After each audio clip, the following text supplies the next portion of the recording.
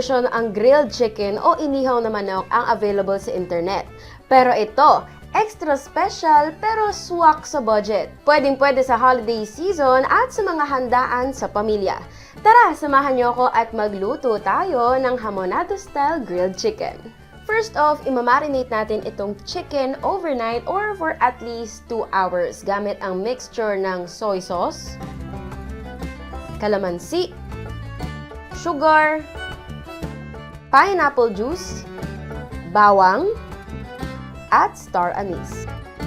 After that, yung chicken na minarinate natin ay pakukuluan na natin gamit yung pinagbabara niya na sauce. And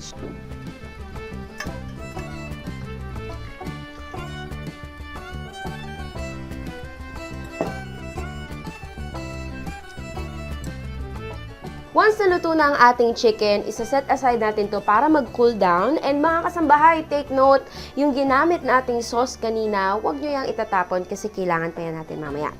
So, once this is cooled down, pwede na natin siyang ihawin. So, kuha lang tayo ng oil. Lagay lang tayong konti. Let's take our nokma and i-grill na natin yan. Sa ating mga kasambahay na nandyan, huwag kayong mag-alala if wala kayong ihawan or grill pan sa bahay dahil as long as meron naman kayong non-stick pan, mag-work. Kasi ang goal naman natin dito ay magkaroon siya ng toasted na flavor or texture para ma-bring out niya yung smoky flavor ng ating chicken.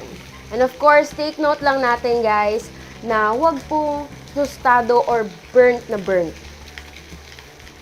Once we're done grilling our chicken, babalikan naman natin yung iniwan natin kanina, yung sauce. And isasalang natin siya ulit para lagyan ng liver spread. Once nag-melt and mix na yung ating liver spread sa ating sauce, ibabalik natin itong chicken dito sa pan. Let's say, leave it on for 1 to 2 minutes. Huwag lang natin masyadong patagalin para hindi ma-overcook yung ating grilled chicken. Oh. And we are done! O, diba? Ang bilis at ang dali lang, pero sure na masarap. O nga pala mga kasambahay, para mas panalo itong ating dish, samahan na natin ng mixed veggies cooked in butter, turmeric rice for added color, and sesame seeds for that extra flavor. O paano? Unahan ko na kayo sa pagtikim ha. Nababalance yung sweet and alat nung sauce natin. And at the same time, juicy yung loob, pero smoky yung labas kasi nga tinusta natin siya kanina. Sarap!